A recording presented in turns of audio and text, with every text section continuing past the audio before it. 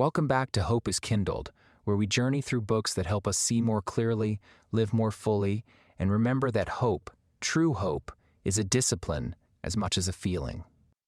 Today, we pause from novels and turn to something more elemental: a spiritual roadmap, a small book with enormous wisdom, The Four Agreements by Don Miguel Ruiz. It's not long. It's not academic.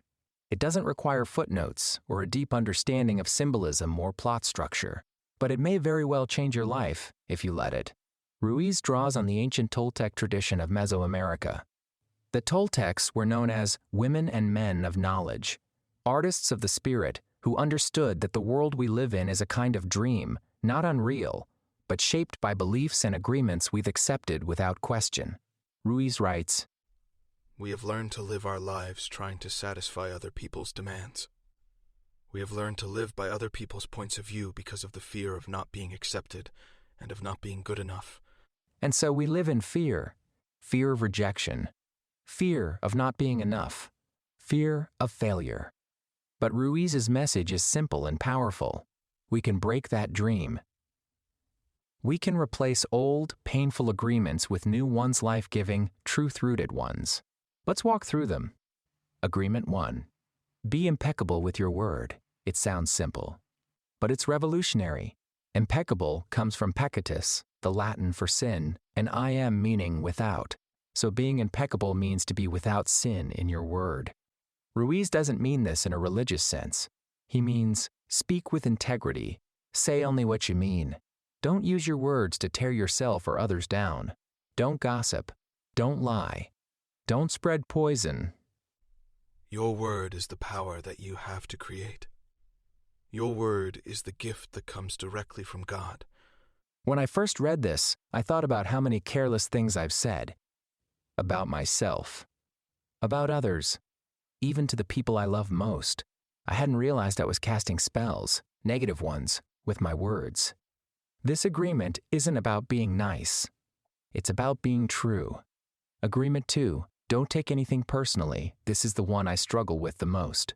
Maybe you do too. When someone snaps at us, ignores us, criticizes us, we take it personally. It feels like a direct hit. But Ruiz says, don't. Nothing others do is really about you. It's about them, their beliefs, their fears, their story. When we take things personally, we make ourselves victims of other people's dreams. Even when a situation seems so personal, even if others insult you directly, it has nothing to do with you. Imagine how free you'd be if you could live this. No more carrying other people's projections.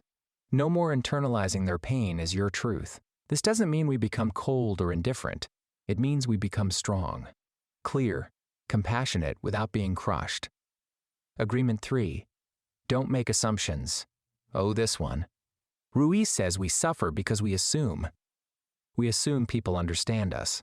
We assume we understand them. We assume we know what they're thinking. We assume they should know what we're thinking. Assumptions lead to misunderstanding. Misunderstanding leads to drama, and drama leads to pain. Find the courage to ask questions and to express what you really want.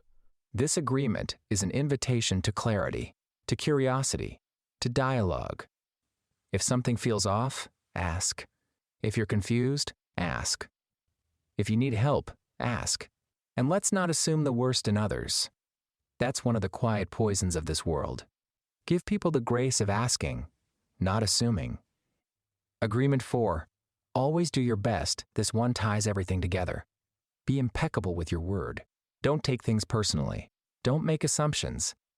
And do your best. Not perfection.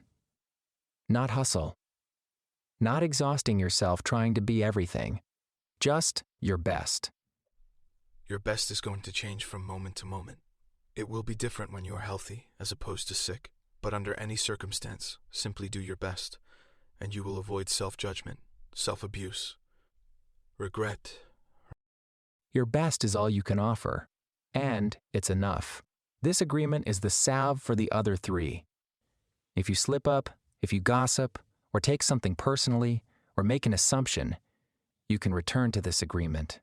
You did your best, and you can try again. That's grace. When we explored historical moments of profound transformation in our podcast Ground Zero, we emphasized how global trauma often forces us to re-examine the stories we tell ourselves. In the wake of devastation, whether war, colonization, or injustice, entire cultures must find new agreements. The Four Agreements becomes a form of resistance and renewal in these contexts. Reclaiming truth, reclaiming dignity, reclaiming the dream. Just as Ruiz offers these agreements as tools for inner freedom, societies can use them to reject colonial narratives, generational trauma, and inherited lies. The wisdom of the Toltecs is not confined to the past. It's a path forward for healing, for both individuals and nations. Like the compassionate wisdom of Dr. Joseph Murphy and the disciplined truth-seeking of Mahatma Gandhi, Don Miguel Ruiz's work offers a map for inner freedom. These agreements, simple yet transformative, call us to a life rooted in integrity, awareness, and love. Just as Gandhi emphasized living truthfully and resisting fear, and Dr. Murphy taught the power of the subconscious mind, Ruiz reminds us that peace begins with how we think, speak, and treat ourselves and others. That alignment between thought, word, and action is where healing and hope begin. Of course, few embody the opposite of these agreements better than the characters in Seinfeld and The Simpsons.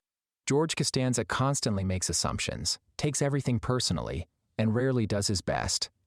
Homer Simpson, lovable though he is, breaks all four agreements with gusto in almost every episode.